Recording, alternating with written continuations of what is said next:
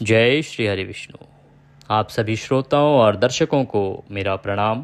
भगवान श्री हरि के आशीर्वाद से आपके सभी काम बने, उनके आशीर्वाद से आपके पारिवारिक जन स्वस्थ रहें और जिस भी किसी कामना या उद्देश्य की पूर्ति के लिए आज के दिन आप यह एकादशी व्रत कर रहे हैं, पूजन कर रहे हैं या कथा श्रवण कर रहे हैं, वह उद्देश्य अवश्य ही आपका पूर्ण हो। इसी कामना के साथ वीडियो की शुरुआत करते हैं। आज के इस वीडियो में हम कथा सुनेंगे योगिनी एकादशी की। योगिनी एकादशी जो कि आषाढ़ मास की कृष्ण पक्ष की एकादशी होती है, इसकी जो कथा है, महात्म्य है, वो हम सुनेंगे। ये कथा इतनी अधिक फलदायी है कि इससे 88,000 ऋषियों को भोजन कराने का फल प्राप्त होता है अगर आप यह कथा सुनते हैं या सुनाते हैं या पढ़ते हैं तो। इसीलिए सभी सनातनियों को योगिनी एकादशी की यह कथा अवश्य ही सुननी चाहिए, पढ़नी चाहिए और सुनानी चाहिए।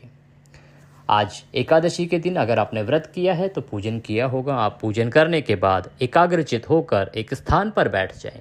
कथा कहीं भी बैठ के सुनी जा सकती है। जब आप कथा सुने तो भगवान के चरणों में मन को लगाएं, इसका ध्यान रखें। कथा आप कहीं भी बैठ के सुन सकते हैं। तो आइए हम कथा आरंभ करें। उससे पहले निवेदन है कि वीडियो के कमेंट बॉक्स में लिखें जय श्री हरि। इससे भगवान श्री हरि प्रसन्न होंगे और आपकी सभी इच्छाएं पूरी करेंगे। साथ ही वीडियो को अधिक से अधिक लोगों तक भेजें, फॉरवर्ड करें, व्हाट्सएप करें, क्योंकि यह कथा सभी के लिए फलदायी है। अगर सभी लोग इस कथा को सुनेंगे तो सबको भगवान का आशीर्वाद प्राप्त होगा। आपके द्वारा जितने लोगों को ये कथा भेजी जाएगी, उनमें से जो भी कोई सुनेगा तो उसे जो पुण्य प्राप्त होगा उसका कुछ प्रतिशत आपको प्राप्त होगा, क्योंकि ये कथा उन तक आपके द्वारा भेजी गई है। इसीलिए अधिक से अधिक लोगों तक इस फलदायी कथा को, इस वीडियो को भेजें, व्हाट्सएप करें।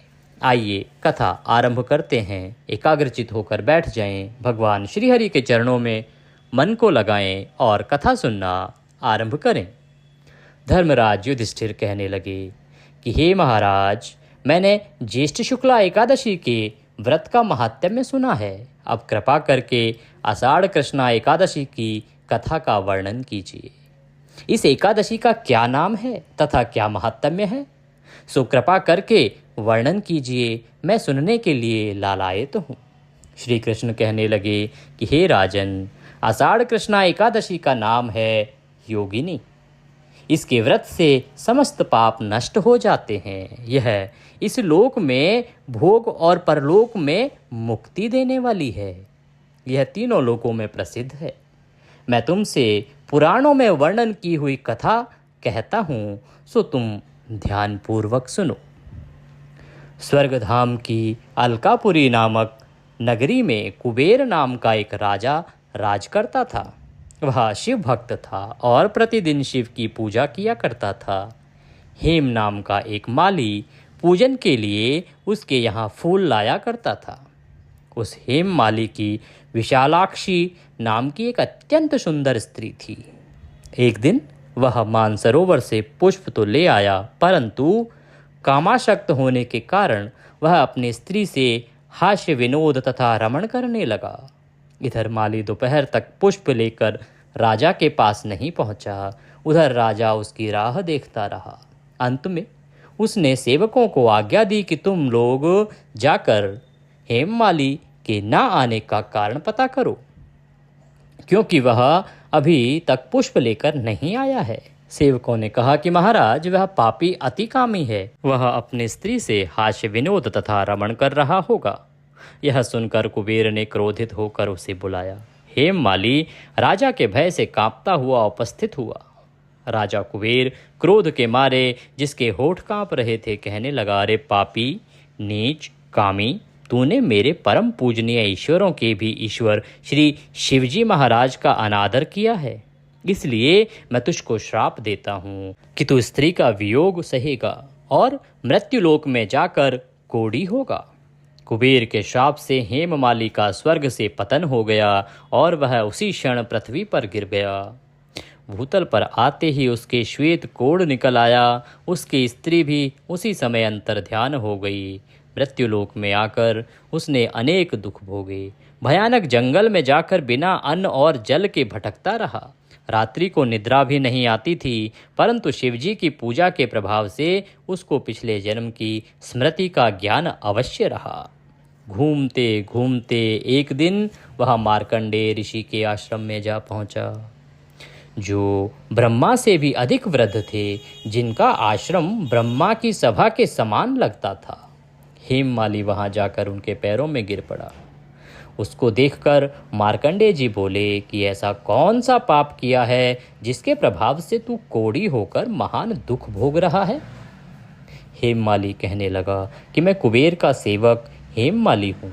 मैं राजा की पूजा के लिए नित्य पुष्प लाया करता था। एक दिन मुझे अपनी स्त्री के साथ विहार करते देर हो गई और दोपहर तक पुष्प लेकर नहीं पहुंच सका, तो उन्होंने मुझे श्राप दे दिया कि तू अपनी स्त्री का वियोग सहेगा, तुझे स्त्री का वियोग होगा और मृत्यु लोक में जाकर कौड़ी बनकर दुख भोगेगा।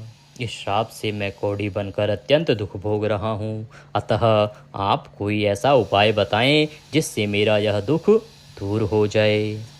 इस पर मार्कंडेय ऋषि बोले कि तूने मेरे सम्मुख क्यों की सत्य वचन कहे हैं, इसलिए मैं तेरे उद्धार के लिए एक व्रत बताता हूँ। यदि तू आषाढ़ मास के कृष्ण पक्ष की योगिनी एकादशी का विधि पूर्वक व्रत करेगा तो तेरे सब पाप नष्ट हो जाएंगे। यह सुनकर हेममाली ने अत्यंत प्रसन्न होकर मुनि को साष्टांग प्रणाम किया। मुनि ने उसको अत्यंत स्नेह के साथ उठाया। हेममाली ने मुनि के कथन अनुसार विधि पूर्वक योगिनी एकादशी का व्रत किया। इसके प्रभाव से अपने पुराने स्वरूप में आकर स्त्री के साथ विहार करने लगा। हे राजन, यह योगिनी एकादशी का व्रत 88,000 ब्राह्मणों को भोजन कराने का फल देता है। इसके व्रत से समस्त पाप नष्ट हो जाते हैं और अंत में व्यक्ति स्वर्ग की प्राप्ति करता है। भगवान श्रीहरि के आशीर्वाद से उसका कल्याण होता है। जिस भी किसी उद्देश्य की पूर्ति को मन में रख कर यह व्रत किया जाए, कथा सुनी जाए, वह उद्देश्य अवश्य ही सिद्ध होता है। इति कथा संपूर्ण।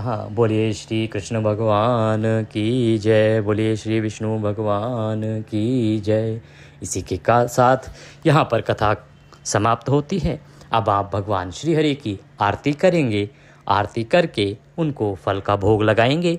भोग लगाते समय ध्यान रखें कि उसमें तुलसी का पत्ता अवश्य रखें, तभी भगवान भोग स्वीकार करते हैं, अन्यथा आपका भोग स्वीकार्य नहीं होगा। भोग लगा के आप सभी बंधु बांधवों में प्रसाद वितरित कीजिए और स्वयं अपने दिन को भगवान के चरणों में मन को लगाते हुए शुद्ध मन क्रम वचन से व्यतीत कीजिए। इस दिन आपको ब्रह्मचर्य का पालन करना है और किसी के प्रति कोई द्वेष वैर भाव का मन में नहीं लाना है।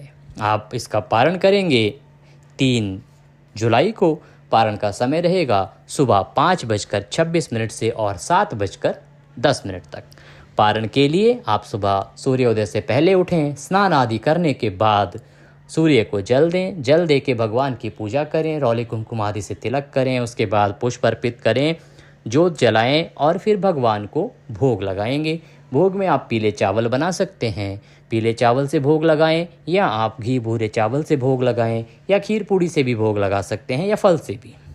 भिन्न भिन्न प्रांतों में भिन्न भिन्न प्रकार से भोग लगाया जाता है। आपके यहाँ अगर आपको ज्ञात ना हो तो इनमें से किसी भी वस्तु से आप भोग लगा सकते हैं। भोग लगाते समय भगवान की थाली में तुलसी का पत्ता अवश्य रखें, यह आपको ध्यान रखना है। भोग लगा के भगवान को प्रणाम करेंगे, पुष्पांजलि अर्पित करेंगे। सीधे हाथ में थोड़े पुष्प लीजिए और भगवान से निवेदन कीजिए कि हे प्रभु, आज के दिन हमने ये जो एकादशी का व्रत किया है, इसमें कोई गलती, कोई त्रुटि, कोई भूल हमसे हुई हो तो उसे क्षमा करें, क्योंकि आप दया सिंधु हैं और हम आपके दर के भिखारी हैं। प्रभु, आप हमारी गलतियों को क्षमा करते हुए दया का आशीर्वाद प्रदान करें। इसके निमित्त हमारे पास आपको देने के लिए कुछ नहीं है, क्योंकि सब कुछ आप ही का है, तन मन धन सब आपका है। हमारे पास क्या है? पत्र पुष्प की ये भेंट है। मालती मलका जाति सत्पत्राणि संयुक्तम पुष्पांजलि मया दत्ता ग्रहणम परमेश्वर। प्रभु के चरणों में अर्पित कीजिए, भगवान को नमस्कार कीजिए।